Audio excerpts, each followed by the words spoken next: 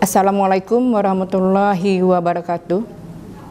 Ibu ucapkan selamat datang kepada peserta didik baru tahun pelajaran 2020-2021. Walaupun kita tidak bisa bertemu secara langsung, namun kita bisa berjumpa dalam jaringan dan tidak mengurangi rasa persaudaraan kita. Kali ini Ibu akan menyampaikan beberapa materi untuk masa pengenalan lingkungan sekolah. Memang tahun ini berbeda dari tahun-tahun sebelumnya karena kita tidak bisa bertatap muka langsung untuk melaksanakan PLS ini. Namun kita bisa berjumpa dalam jaringan.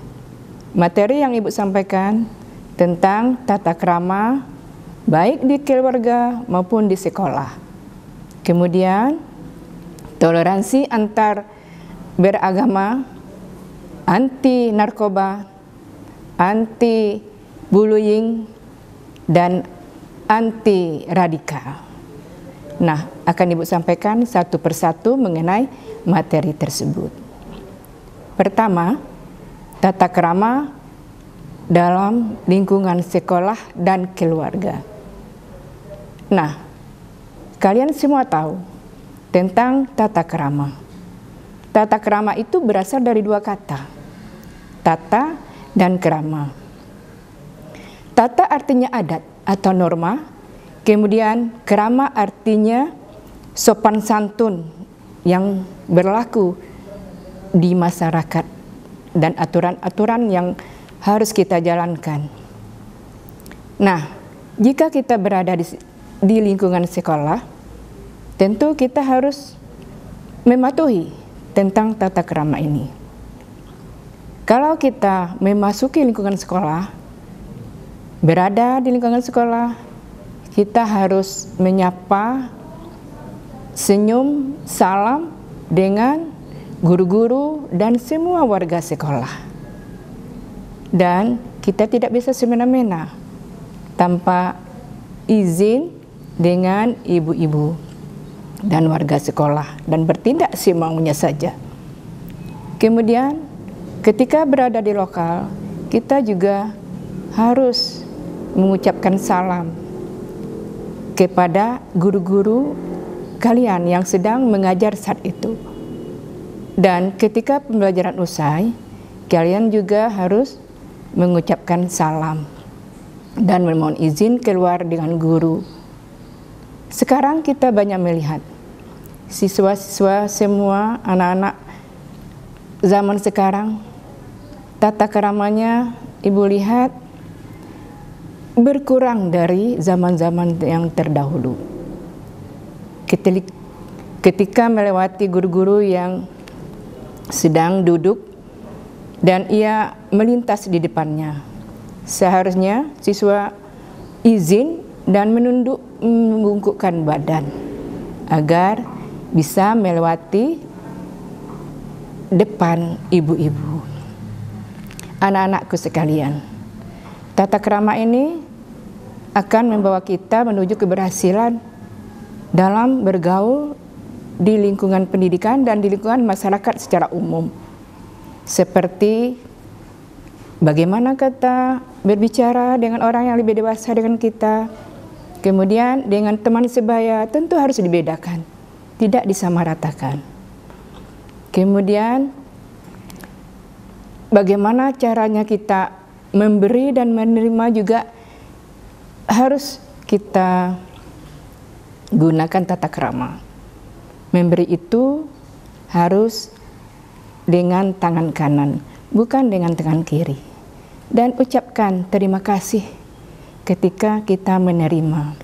Dan memohon maaflah jika kita melakukan kesalahan. Karena itu merupakan tata krama ketika kita bergaul dengan masyarakat semua. Jika kita bergaul dengan teman-teman yang berbeda agama, kita tidak boleh memaksakan kehendak kita untuk mengikuti ajaran apa yang kita anut. Karena kita bebas menganut apa saja sesuai dengan keyakinan yang kita miliki. Itu namanya toleransi antar agama. Dan kita hargai ketika kawan kita melakukan ibadah. Bagi yang muslim, tentu yang non-muslim menghargai teman yang non-muslim ketika melakukan sholat pada waktunya. Demikian juga yang muslim untuk yang non-muslim. Kemudian, anti narkoba. Kalian harus tahu apa yang dimaksud dengan narkoba itu. Narkoba itu adalah zat adiktif yang bisa membahayakan dan menghancurkan generasi muda. Karena kalau kalian sudah terjumus dengan narkoba, hancur seluruh masa depan kalian. Karena zat ini mempengaruhi sistem saraf kalian. Kalian akan malas, loyo, tidak punya kepercayaan diri, dan tidak punya masa depan. Jadi jauhilah narkoba. Jangan sekali-sekali memakai narkoba. Anak-anakku sekalian yang dalam jaringan. Kemudian anti radikalisme. Nah, ini radikalisme ini sangat berbahaya sekali bagi kita semua. Ia bisa menyusup dalam dunia pendidikan. Nah, untuk itu siswa-siswaku yang cerdas bisa memilih mana yang benar, mana yang tidak. Jika kamu menemukan ajaran-ajaran radikal itu yang tidak sesuai dengan keutuhan kesatuan bangsa kita, hindari, jangan dekati, jangan ikuti. Karena generasi muda ini, suksesnya generasi ini, bangsa ini terletak pada kalian. Siswaku yang ibu cintai. Di samping anti radikal, kalian harus mengenal juga apa yang dikatakan bullying. Nah, kita harus juga menghindari dari bullying ini.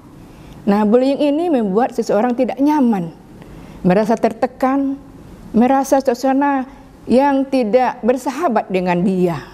Jadi jangan sekali-sekali kamu mencoba membullying atau dibullying. Nah, hal ini juga harus kamu pahami. Bagaimana menghadapi suasana ketika kamu mendapati tingkah laku tentang bullying ini. Nah, kamu harus percaya diri, tidak usah cepat merasa rendah diri, karena bullying ini tergantung pada kita sendiri. Nah, itu yang bisa Ibu sampaikan untuk mengantisipasi anti bullying ini terhadap kalian. Hanya itu yang bisa Ibu sampaikan, semoga bermanfaat bagi kalian.